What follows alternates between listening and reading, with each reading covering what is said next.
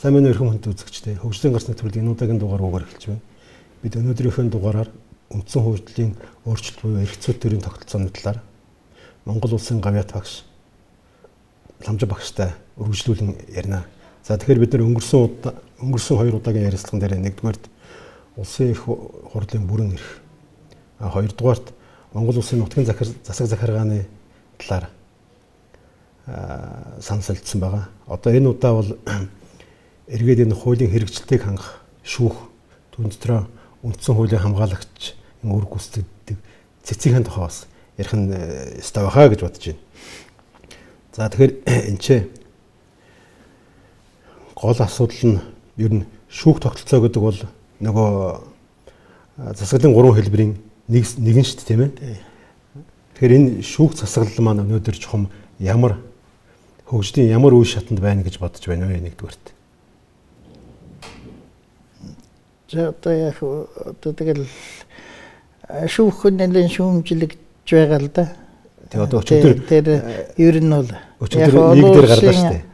Тий, олон улсын одоо мэрэгжлийн байгууллагын судалгаан тэрээр шүүх бол нэлээд шүүмжлэгчдийн тайлан энэ төр хэдэн жилийн өмнө гарсан.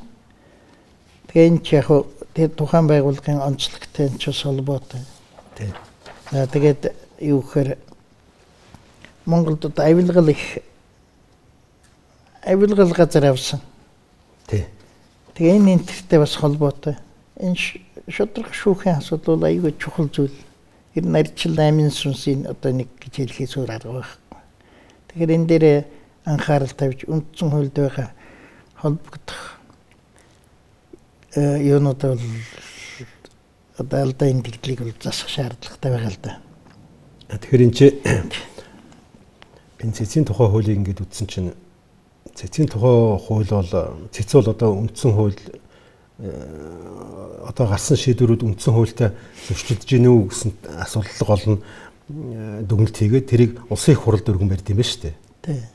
Тэр жишээлхэд Монгол улсын ерөнхий сайдын гаргасан шийдвэр нь өөрөө ингэж буруу байна гэд засгийн газарт нь хөргөдөг ч юм уу. Жишээлхэд Монгол улсын ерөнхий шүүгч ч юм уу, ерөнхий прокурорын одоо гаргасан шийдвэрийн буруу тэр нь дүгнэлт өгдөггүй байгуулах юм уу? Юу тийм их байхгүй юу? Одоо өндөр албан тушаалтнуудыг үндсэн хууль зорчсон шийдэх тухай. Эсвэл түүний шийдвэр үндсэн хууль зорчсон шийдэх тухай. Бүр огцруулах үндэслэл байгаа эсэх тухай шийдвэрийг л цэц гаргаж байгаа шүү дээ. За. Тий. Цэцэд одоо үндсэн хуулийн хувьд одоо их дут гэж байгаа эрх зүйн баталгаа бол юу вэ? Нөгөө үндсэн хуулийн чухал одоо нэг тийм хамгаалах ёстой их олон биш ээ. Цөөн тооны хамгаалтыг хийх ёстой гэдэг юм. За. Тэр хамгаалтыг бол үндсэн хууль дотор нь тусгах ёстой. Тийм хийгдээгүй. Тэгэхээр тийм болохоор цэцүүл ямар байдалтай вэ гэхээр өнөөдөр жирийн хуулиуд үндсэн хууль зорчих юм бол түүнийг үндсэн хуульд нийцүүл хамгаалах тийм эрх зүйн одоо бүрэн эрхээр хангагдсан байна.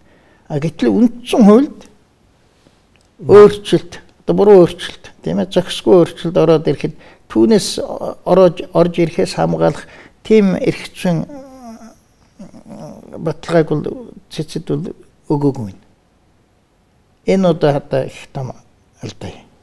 Тэгэхээр би одоо буруу ойлгосон байж магадгүй юм л да. Тэгэхээр цэцийн хав тэр дээд шүүх ерөнхий шүүгч улсын прокурор бол үндсэн хууль зөрчсөн хэсэг асуудлаар бол дүгнэлт гаргадаг тийм ээ. Гэхдээ тэд нарыг огцруулах саналыг оруулах эрх мэдэл нь байхгүй юм шүү.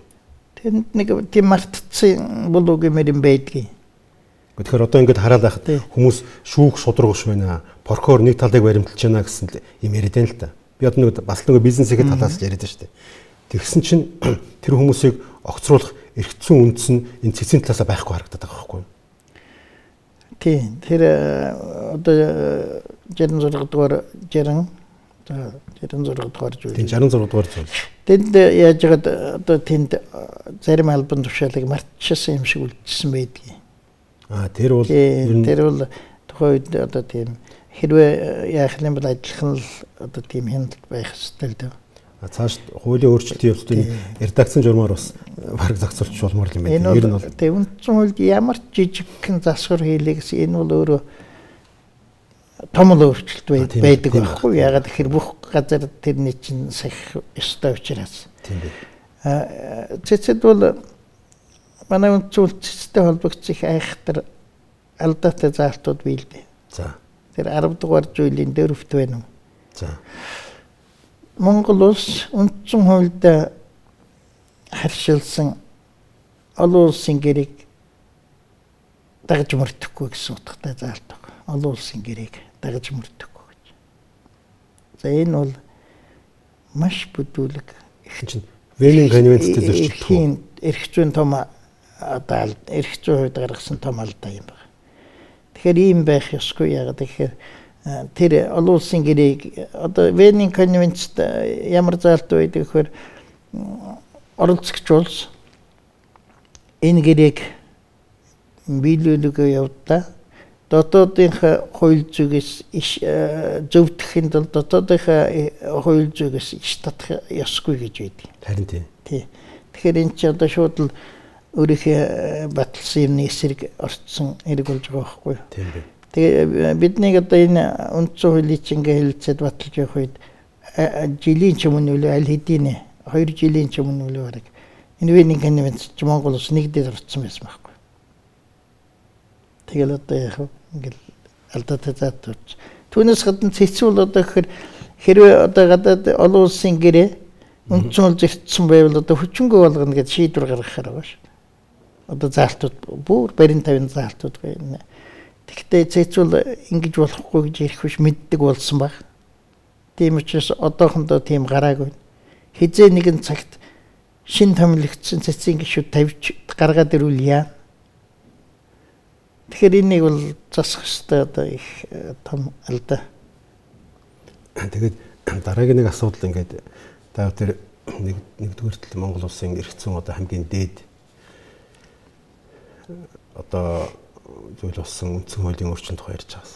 Тэгэхээр энэ ч дараагийн нэг асуудал байх юм аа. Түрүүн биднээс асуусан. Гэхдээ энэ үндсэн хуульд оруулах өөрчлөлтийн тухай журмын төсөл үндсэн хуулийн дээр гарсан юм уу гэж тийм ээ. Гэтэл үндсэн хуулийн дээр гарсан дахиад нэг юм байгаад байх юм. За одоо ингээд сонгуул болно. Сонгуул болно. За тэгээд энэ сонгуульд бол намын үр аягүй ш.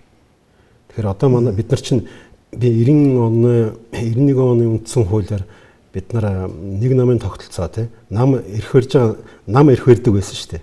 Тэр тогтолцооноос бид нар татгалцсан гэж боддог байхгүй.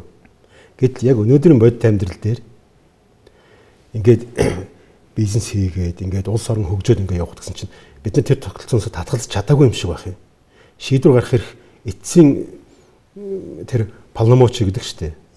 Тэр эрх нь өөрөө дахиад намдаа хадгалагдаад байх шиг байх юм. Би буруу ойлгоод байна уу? Тэгэхээр би эхлээд нэг түрүүнийх өмнөхтэй холбогдуулаад нэг юм хэлчих бас өөр асуудалтай ч холбоотой юм. Тэгэхээр одоо энэ журмын тухай хуульд байна шүү дээ. Тэр 68 69-р зүйлдээ үндсэн хууль. Одоо өөрөөр хэлэх юм бол үндсэн хуульд нэмэлтийн өөрчлөлт оруулах журам гэсэн гарч игтэй. Тий. Дотроо бол журмалж чадаагүй тийм байгаа байхгүй манай үндсэн хууль. Тэгэхээр тэрнийг бол үндсэн хөндөж болохгүй гэж зааж байгаа байхгүй. За. Тэрнийг хөндөж болохгүй. Тэнд алдаа байхад тэрнийг бид нь засах ёсгүй болчиход байгаа. Харин тий. Тий. Нэгдүгээрт юм байгаа. За хоёрдугаарт бол юу гэхээр саяхан ярьдаг бол одоо нам бол маш их өргөн эрх мэдэлтэй. Харин тий. Хэрвээ ард түмнэр тодорхой хэмжээний суудлаа аваад тэр эрхэнд оролцоод ирэх юм бол бүх баялагийг хойлох, эрх мэдлийг олгох ийм их том эрхтэй субъект биш үү? Гэтэл энийг манай үндсэн хуульд одоо хуульчлахдаа зүгээр сайн дурын байгууллага, төрийн бас байгууллагын төвшөнд бараг тэгээд хуульчлаад орхицсан. Их эрх мэдэл авч болох учраас тий. авсан тохиолдолд тэднийг одоо нэг хариуцлагаж болох тийм заалтыг хийж өгөөгүй. Ийм алдаа байгаа. Энэ бол маш их анхаарах ёстой зүйл. Тэгээ одоо жишээ татжуулах байх л да. Гэхдээ одоо энэ хоёр болохгүй жишээнүүдийг хэлье. Одоо сонгуулийн бус цагт нэгэнт сонгуулийн бус цагт төрийн одоо төрийн байгууллагууд руу тэгин гэдэг заавар гэдэг тийм нам бол тэгдэг байх ёсгүй. Тэгтээ ингээд сурч бүр ингээд сурчлаа. Тэглээ. Тэгэхээр одоо бараг л жишг гэж хэлж болох юм уу? Одоогийн үндсэн хуулийн үүднээс ч гэсэн авч үзэхэд энэ бол үндсэн хууль зөрчсөн хэрэг байхаа гэж би бодож байна. Тэгтээ хэтэрхий олон хэрэглээ сурчлаа. Тэглээ. Ганц хоёр жишээ татъя. Одоо ингээд сонгуулийн биш үед одоо намын байгууллагуудаас намын хурлуудаас одоо бүр гүйцэтгэх зөвлөгийг нөө удирдах зөвлөл за ардчилсан намын хувьд гүйцэтгэх зөвлөл гэж байгаа шүү дээ. Хоёр дам нам ярий да. Ардын намын хувьд бол одоо удирдах зөвлөл. Үндэсний зөвлөлдөх ороо нөгөөх нь. Тий. Баг хурал гэдэг намын хурлууд байна шүү дээ. Тий. Бас их хурлууд байна намын. Эднээс чинь одоо тэргээр ерөнхий сайдыг тавь тэр намыг гүйцэтгэх засаглаас хөөж гарга тэгин гэд юу гаргуулж байна. Чиглэл өгч байна. Тий. Тэгэхээр нөгөө төрийн байгууллагын одоо албан тушаалтнууд парламентын гишүүдийн тэрэндээс тэгсэн учраас одоо ингэхээс гээд. Тэгэхээр энэ бол юу гэхээр зүгээр муур хулгана бол тоглож байгаа байхгүй. Үнэн чанартай бол маш өндөр төвшнөөс чи нэг тийг юм хийгээд нөгөөх нь даалгавраар хийж байгаа байхгүй. Тэгэхээр энэ бол их болох зүйл юм. Ийм маягийн оролцоог бол тас хоригддаг байх хэрэгтэй. Өөрөөр хэлбэл намуудад хариуцуулах тэр заалтуудыг бол хийх ёстой. Энэ бол үндсэн хууль тусах ёстой маш чухал зүйл. Энэнийг бол одоо яг тэ намын хуулийг тэгээд ингэ яриад байна шүү дээ. Зүгээр хуулиар бол хийж чадахгүй. Яг их усрын үндсэн хуульд хийх ёстой. Тэгж байж энэ чинь одоо юу гэхээр захирагдаж явна. Ийм л юм байна. Намтай холбогдсон асуудал. Та тэгэхээр нэг улсын их хурлын гишүүд намуудын дарга нарт өөрийнхөө үндсэн хуульд одоо үндсэн хуулийн өөрийнх нь тэр хуулбарыг хөргүүлсэн гэж байгаа шүү дээ. Тэрэн дээрээ та энэ талаар юу гэж тусгасан? Одоо намын талаар. Тэнд өргөн тусгасан байна. Тэгэхээр юу гэхээр жишээлх юм бол одоо энэ чинь нам одоо бол дээд шүүхэд бүрдүүлж байгаа шүү дээ нам. Тэгээд энэ чинь одоо хичнээн чинь худлаа зөндөө аргаар бүрдүүлсэн намууд байдгийн гэсэн. За. Тий. Одоо жишээлх юм бол нэг намын нэрийг хамгаалахын тулд тийм ээ. Тэр намыг одоо тэдэнд өгөхгүй юм шүү гэхэд. Тийм. Хөгийн юм зөндөө байдаг байхгүй. Одоо санаж байна. Тийм. Тэгэхээр чи одоо юу гэхээр нэгдүгээрт намыг бүртгэх хянах асуудлыг л сонгуулийн ерөнхий хороонд өгөх ёстой. Сонгуулийн ерөнхий хороог амьдруулах хэрэгтэй байна. Тэр бол бүрддэг тийм ээ санхүүгийн хяндаг, тайлангийн авч хяндаг. Тэр үтгэл намыг бол хөөн тараадаг. Тараах хүртэл. Ийм өргөн эрхийг бол эрхтэй тэр нь мэдээж хэрэг одоо нөхцөлийн сайн тодорхойлох хэрэгтэй шүү дээ. Ийм эрхийг сонгуулийн ерөнхий хороонд өгөх ёстой. Тий. За. Тэгээд одоо яг нам гомдол гаргаж болно шүү дээ. Тэгэх юм бол шүүхээр явна үү? Иймэрхүү тогтолцоонд бол шилжих ёстой. Нам бол одоо юу гэх хэтэрхий явцсан хүрээний одоо намууд байхыг л болиулах ёстой. Одоо энэ намууд чинь одоо нэг тийм гэр бүлийн чигтээ яваад байна шүү дээ. Одоо ингээл хараад байхад бүр том намууд ч гэсэн одоо ер нь арай л гэр бүлийн чиглэл бас амьсгай байна шүү дээ. Том болохоор одоо арай бүр гэр бүлийн болчих чадаагүй. Компани намууд одоо бид мэдэн шүү дээ. Одоо сонсоход энэ эдэнтэй мөртлөө айхтар болоод өнгөрсөн зүйл тий. Тэгэхээр иймэрхүү нам энтер бол иймэрхүү байдалтай байж болохгүй. Намын тухай бол одоо Германы үндсэн хуульд бол сайхан туссан байдгийг гэсэн. Яг тэгэхээр Герман бол зовлон үтсэн үндэстэн юмд нарийн ханддаг. өөрийнхөө нөхцөл байдал одоо тэр муу юмд яаж хүрснийг засах арга хэмжээг би их сайн авдаг улс гэж би боддгийн. Тэгээд тэр нам энтриг одоо их нийгмийн давхаргаар энэ тэр нам байгуулах бол маш онцгүй. Юу гэхээр бүх үндэсний хэмжээнд нам бол байх хэрэгтэй. Манайх бол тийм нэгдмэл улс учраас үндэсний хэмжээний нам. Одоо их нийгмийн давхаргаар энэ тэр нам байгуулах бол маш нийгмийг хагарал түргэх осолтой. Намайг одоо тиймэрхүү байдлаар үндсэн санааг нүүнцэн хөлдө тусгах хэрэгтэй л гэж бичсэн байгаа. Тэгэхээр та бүхэн энэ сүүлийн 3 цоврал яриа маань Монгол улсын хөгжлийн сайн сайхан нийтлэл чиглэсэн юм юмнууд шүү дээ. Тэгэхээр яг та бүхэнтэй адилхан ийм тантай одоо яг ийм адилхан дүгнэлтийг энэ Монгол улсад арчлыг бэхжүүлэхэд үндсэн хуулийн гүйцэтгэсэн үүрэг гэсэн энэ дүн шинжилгээний ажлын хэсгийнхэн бас хийсэн байна л да. Энэ дүн шинжилгээ хийсэн ажлын хэсэг бол одоо манай Монголын нэгэн одоо урдаа барьдаг эдийн хуульчд байгаа тийм ээ. Одоо жишээлхэд энэ ч удирдлагын академи удирдлагын ухааны сургуулийн дэд захирал профессор Инхбаатар, үндсэн хуулийн цэцгийн гишүүн Монгол Улсын их сургуулийн хууль зүйн сургуулийн захирал Солонго, улсын их хурлын хууль зүйн үйлчлэгээний хэлтсийн зөвлөх амар жаргал гэдэг ингээд нэгдсэн үндэсний байгууллагын хөгжлийн хөтөлбөрийн ажилтнууд дээр оролцсон юм хийсэн. Тэгэхээр эдгээр нэг ийм дүгнэлт хийжээ. Амьдрал үргэлж баяжиж, нийгэм байнга хөгжин дээшиж байдаг тул зайлшгүй тулгамдсан өөрчлөлтийг үндсэн хуульд цаг тухайд нь тусгаж байх шаардлагатай. Эс тэгвээс үндсэн хууль нийгмийн хөгжлөөс хоцорч улмаар улс орны хөгжлийн эрчийг сааруулж болцсохгүй гэсэн ийм юу хэлсэн байгаа юм л да. Та энэтэй санаа нийлж байна уу? Тий. Би энд шүүмж үтсэн л да. Шүүмж үтсэн үү? Тий, би над илтгэлчин шүүмж үтсэн. Гадаадын одоо үндсэн хуулийн мэрэгчлэлтийн экспертүүд бас оролцсон байна. Тэгэхээр энэ талаар манай үндсэн энэ бол тулгамдсан асуудал. Үндсэн хуулийн одоо их баригч гэдэг чимдгууч гэсэн бас хэлжсэн байна тий. Өөрчлөгдөхгүй хууль гэж үгүй ээ. Гэж тийм ээ. Тэгэхээр та бид хоёр 3 нэвтрүүлэг дамжуулаад энэ үндсэн хуульд орж болох өөрчлөлтийн талаар ингээд ярилцлаа. Та тэгэхээр энэ 3 ярилцлагаа дүгнээд бидэрт нэг 2 минутанд энэ дүгнэлт хийж өгөөч. Тэгэхээр ер нь одоо бол энэ авилгалын хямрал бол одоо энэ л гэж ярьдаг болсон юм байна. Энэ зөвхөн Монголч биш. Дэлхийд нэлийн газар авч байгаа юм байна. За. Тэгэхээр энэ олон улсын анхааралд орсон асуудал юм байна. Тэгэхээр энэ асуудал бол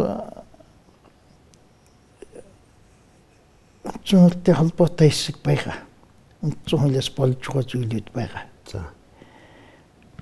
За жишээлбэл одоо энэ юу вэ гэхээр одоо нэг улсын их хурлын гишүүн засгийн газрын гишүүн 100% байж болох тухай энэ интерчэнтэй бас одоо энэс чинь болж байгаа юмнууд байгаа шүү дээ. Би тийм болчхоор лайвлыг гэсэн утгаараа биш. Ерөнхий аль саялгаараа.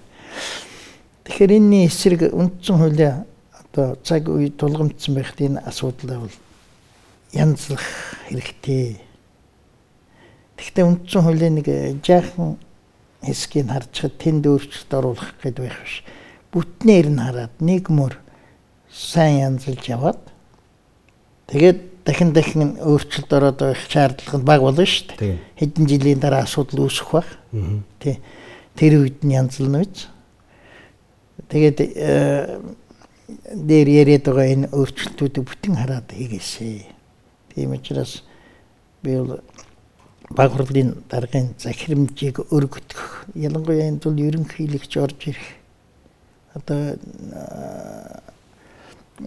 бүх улс орныхоо оюуны потенциалыг ашиглах тийм зөвхт эрүүл сарвал одоо өөрчлөлт их энэ ажил руу явах хэрэгтэй гэсэн юм хэлмээр байна. За их баярлалаа. Манай үзэгчдтэй 3 нэвтрүүлэг дамжин хамт байж Монгол орны хөгжил цэцгэллийн тухай өөрийн санал бодлоо солилцсон Тамжин багштай их баярлалаа. Таны энэ ирээдүйн судалгааны ажил, шинжилгээний ажил чинь өндөр амжилт хүсье. Танд аз жаргал сайн сайхан бүхнийг хүсье. За баярлалаа. үгээр манай Хөгжлийн гарт нэвтрүүлгийн энэ удаагийн дугаар өндөрлж байна. Анхаарал тавьсан та бүхэнд их баярлалаа.